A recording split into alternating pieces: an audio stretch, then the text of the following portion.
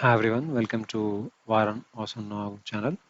In this video, we will talk about account API, which is part of CSM application.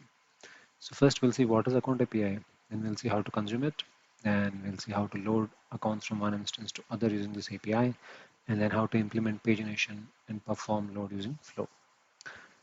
First, we'll look at the API. So this is the documentation link for account API. If you open that, you'll see that uh, this is it has a method called get method, which is used to retrieve the account information.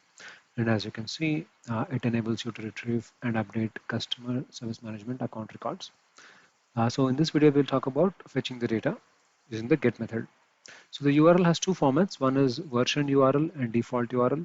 So if you have, if ServiceNow releases any API versions like V1, V2, and so on, then we'll use version URL so that you always access the same version of URL. But if you do not give the version, then it will always take the latest version, which is the default URL. Then we'll look at the query parameters. So you can see that syspam limit is one query parameter which will control or which will limit number of records which we can retrieve from this parameter from this API. Next is syspam offset. If you want to do pagination, then this is what we will use. So basically, we can use it in combination with limit.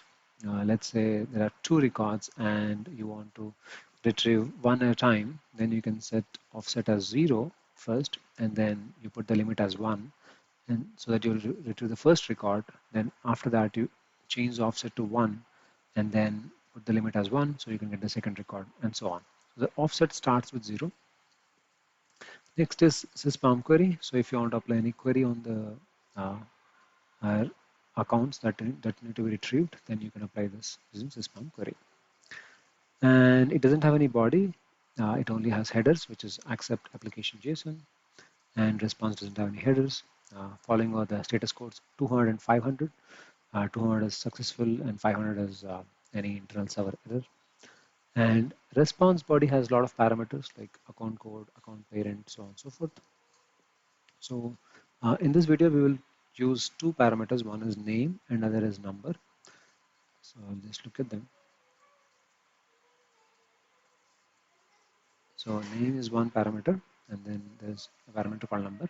So we'll use number as coalesce when we are updating records, and we'll set the name of the account. So that's about this. And there are two options in which there are two ways in which you can use this API. One is using the query syspam query, as I mentioned. The second one is using the ID. So in this case, we can send the sys ID of the record, and then we can fetch the account information. So we'll see this in action. So this is my Postman client, and you can see that I have set the syspam offset as 0 and syspam limit as 1. I want to send this request.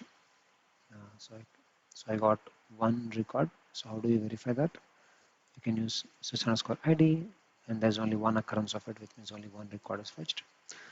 We'll look at the name of the record, which is test 1, 2, 3, 4.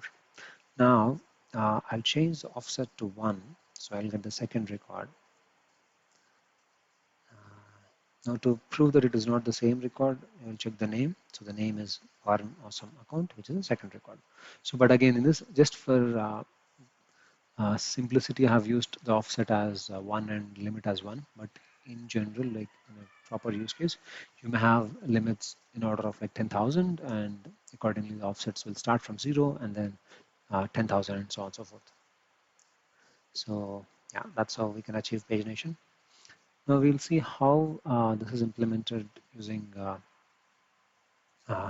within the platform. So, so we'll start by creating a data source. Data source will be of type request action, REST integration hub, and request action is read agent. So I'll show that in a minute. The path for each row has to be result/result. We can discard the arrays. The format is JSON. So this is the data source we'll use to read the data, and we can do a test load.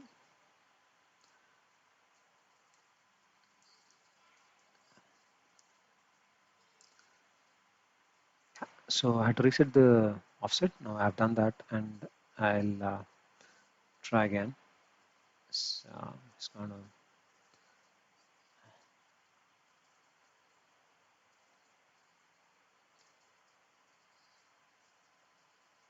okay. So basically, this is where I had to reset it. I've done that now, and I will rerun this data source. Do load all records. This time you can see that one record is processed. Now, now we have proved that the data source is working. Now we have to connect this to a scheduled import. So to do that, I'll create a scheduled import. Let's go here, scheduled import, and this is the scheduled import I've created. It basically runs this data source as an administrator user, and it is active. Now, because we want to implement pagination, we have to uh, implement additional logic within the scheduled import. Uh, so I'm running two scripts. One is a prescript and postscript.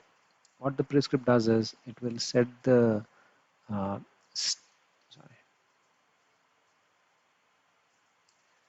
yeah, it will set the state of this lookup record to loading when it is running, and then once the load is complete, which is after the transformation is complete, then it will set the state to processed. It will also increase the offset by whatever chunks I want. So for in this case, I'm taking one, but again, as I mentioned, it will be same as the limit. So and then I'm also setting the record count.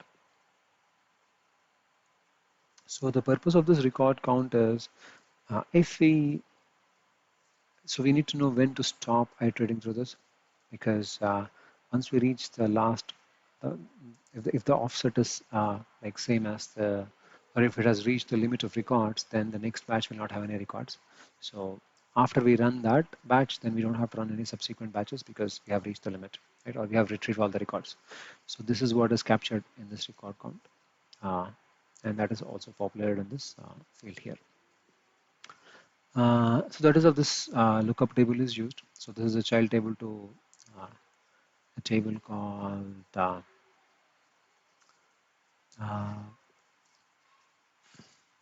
data lookup matcher rules.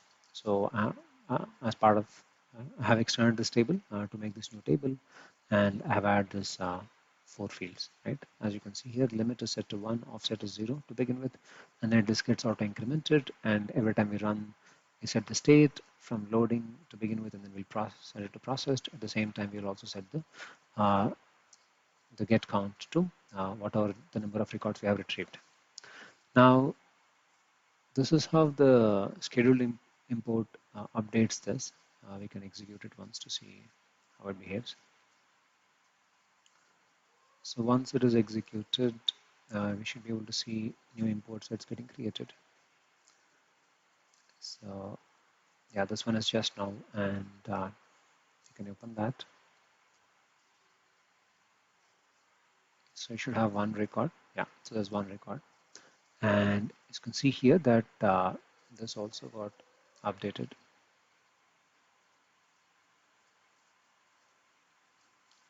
To one record here, offset is 1, state is processed, and limit doesn't change. Now you can see the data which is loaded. So I'll go to account, and I can see that there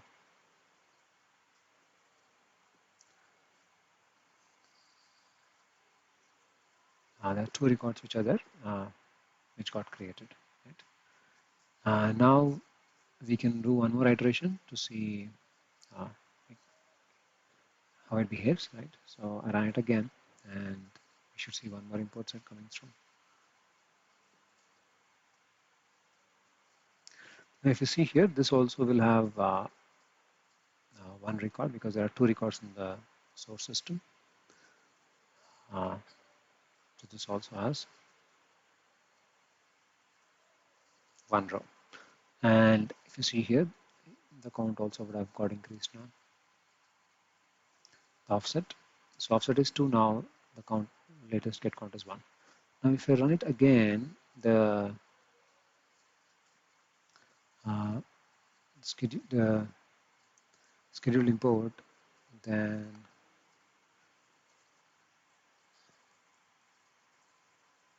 we'll see that this time no records will be loaded. So I'll execute again.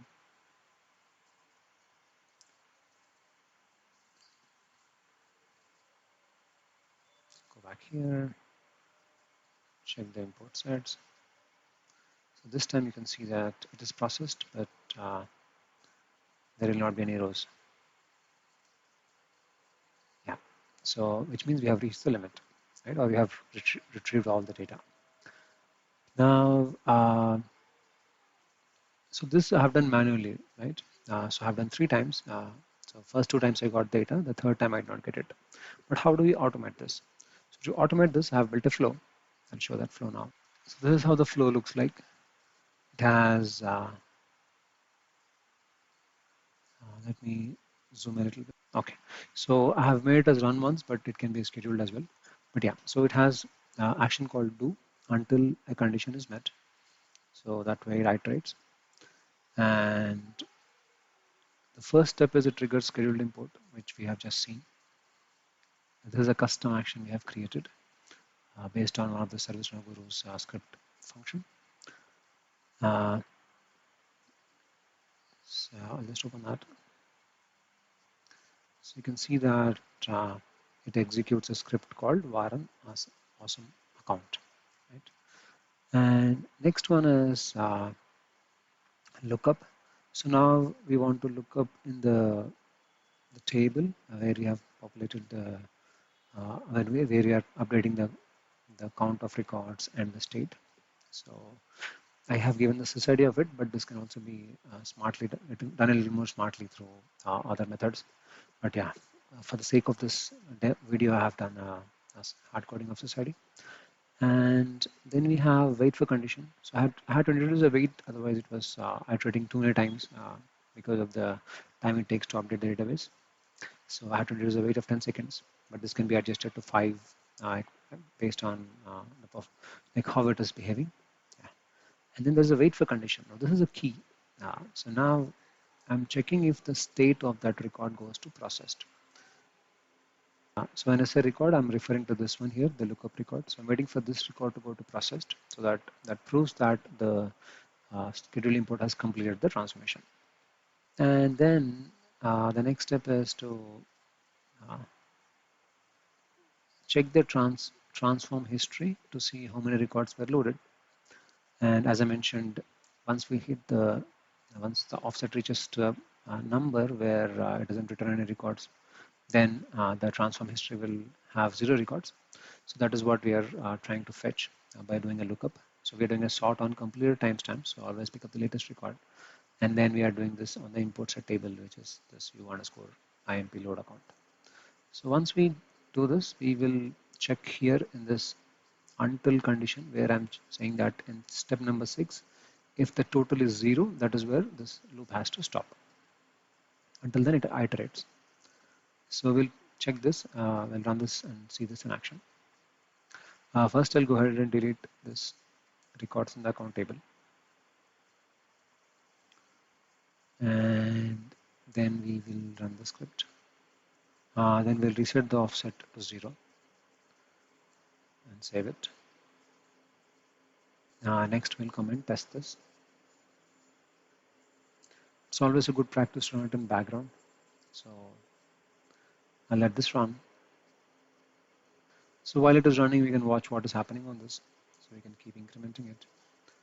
So it is now at 1, which means the first record is processed. Then it is 2 now, second record is processed. And it is at 2.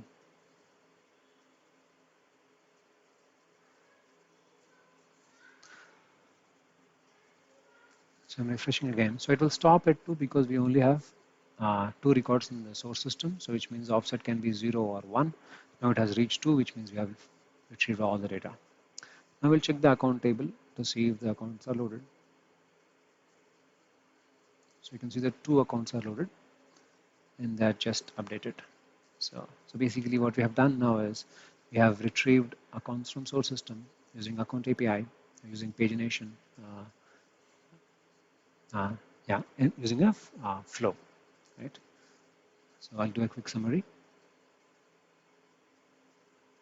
So as part of this video, we have seen what is account API, how to consume it, how to load accounts from one instance to other, and then how to use pagination and perform load using flow. Now I'll show some of the final bits. So first I'll show the source instance where we have the accounts, and then we also will allow to show the transfer map. So this is my source instance on which I have two records. Those two have retrieved. Now let's try to add a third record here and then see if that comes through as well. Uh,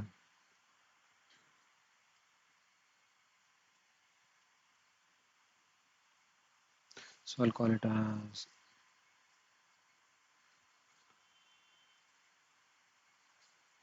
I'm going to give it a name as Varanawesomenow account 2. I'm going to save this. And once that is saved, we'll go back to the offset. This is the target instance, this is the source instance. On the target instance, I'll set the offset to 0, save it, and then we'll run the test again.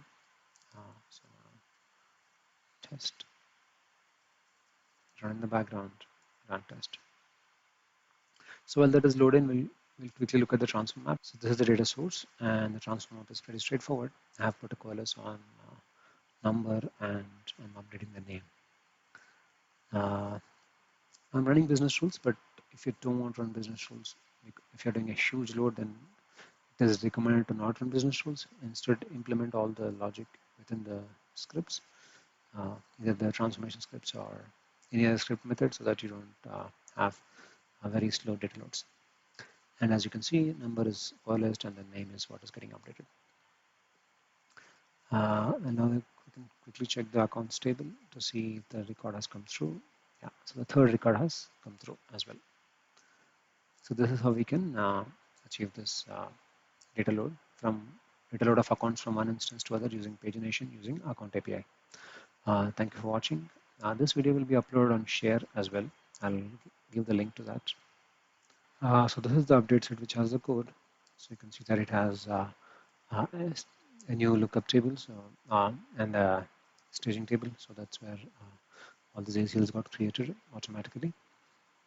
And there's an action type which is created. It's a flow action, and then basic auth configuration, choice list,